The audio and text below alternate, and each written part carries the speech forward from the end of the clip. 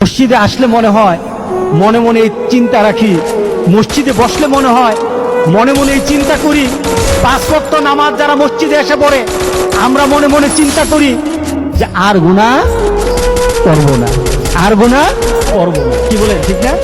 আর গুনাহ করব না। কিন্তু মসজিদ থেকে বের হওয়ার পর ঠিক আবার একটা গুনার মধ্যে আমরা মিশে যাই। আমার ভিতরে আপনার ভিতরে চিন্তা হয়তো চলে আসতে পারে যে এত গুনাহ করেছি, মাবুদ কি মাফ করবেন, রব কি মাফ করবেন? দেখুন হাদিসটা কত সুন্দর হাদিস।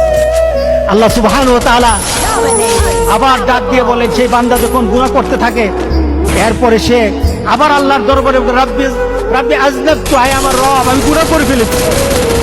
সে হয়তো চিন্তা করেছে হাসরের ময়দানে আল্লাহর দরবারে দাঁড়াবো, আল্লাহ আমাদের বিচার করবেন, ফয়সালা করবেন।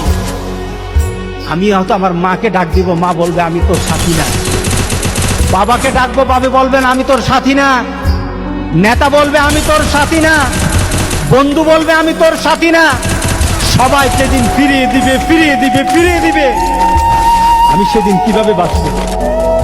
আমার একটা পথ আছে, আমার একটা পথ রাসূল সাল্লাল্লাহু আলাইহি ওয়াসাল্লাম জানিয়ে গেছেন। এই পথটা যদি কেউ অনুসরণ করে মওত পর্যন্ত চলে যায়, পাহাড় সমান গুনাহ থাকতে পারে, আল্লাহ বলেন সব গুনাহকে আমি মাফ করে দেব। Thanks.